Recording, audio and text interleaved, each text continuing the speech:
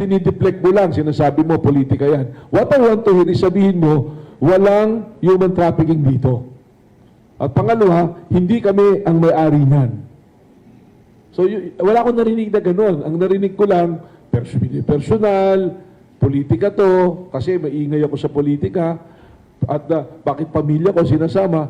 Those are all weak arguments. You appeal to the emotions of the people.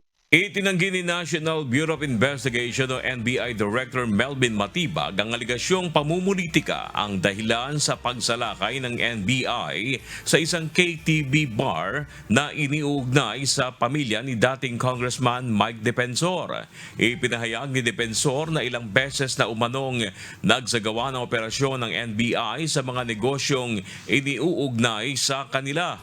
Kilalang kritiko ng PBBM administration si Depensor, pero giit ni NBI Director Matibag, lehitimo ang kanilang operasyon laban sa establishmento na ni-raid dahil sa umano'y paglabag sa Anti-Human Trafficking Law at Dangerous Drugs Act.